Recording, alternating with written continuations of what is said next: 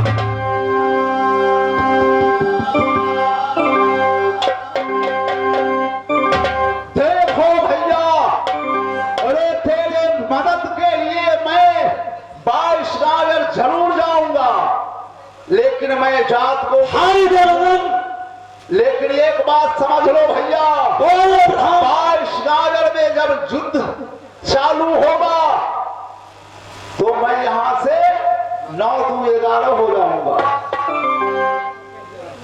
क्यों कि तू नग्न मोहब्बा में 2 भाई हो, 22 गागर में एक मर जाओगे तो एक नग्न मोहब्बा को राज भोग करेगा।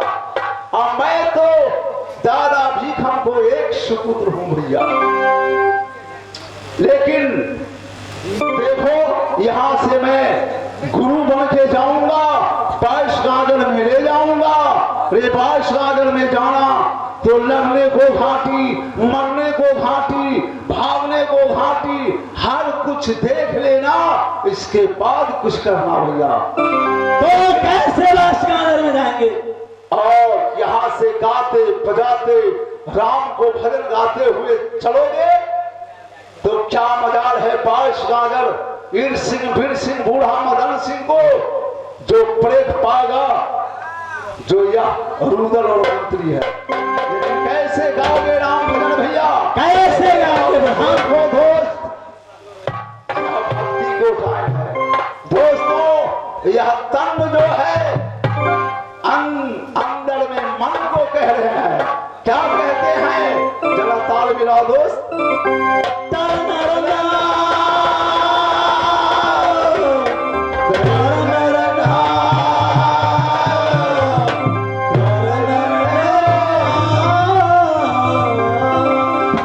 यह तन मन को कहते हैं। क्या कहते हैं? सुमिरन कर ले मेरे मना, देव मारा हरि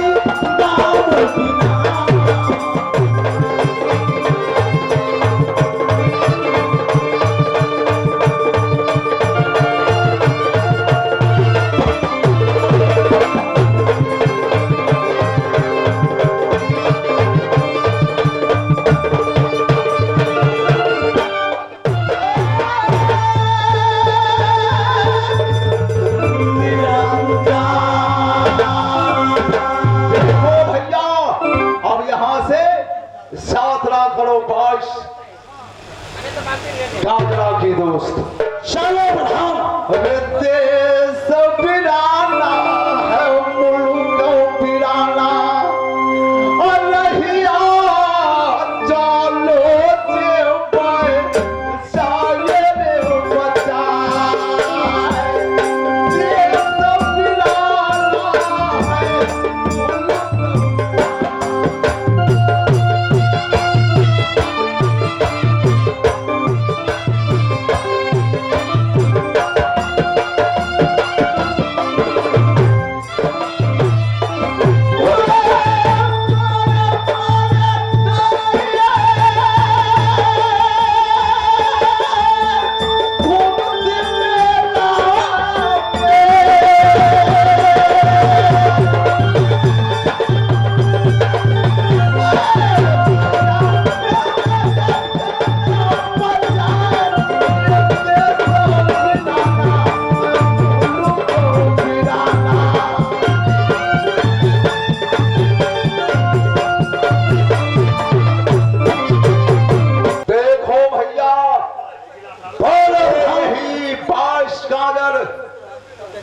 आगे जो देख रहे हो यही 22 गाजर बस्ती है दोस्त। अब भाई रघुनंदन, जहां लोहा की बातें होगा, अच्छा जहां विद्या की बातें होगी, अच्छा। वहां तू संभाल लेना। जहां लोहा की बातें होगा, चलो भैया चलो।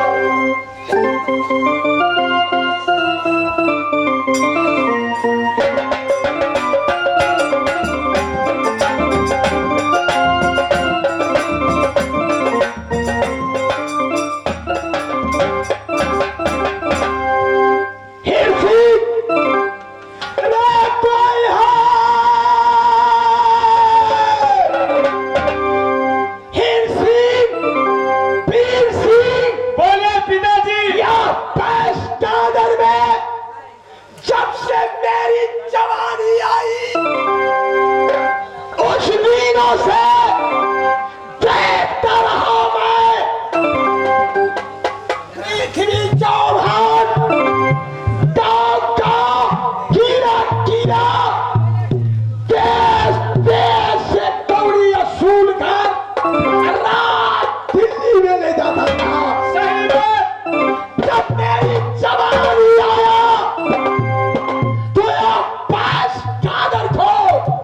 कब्जा तो पग से कौड़ी लौट कर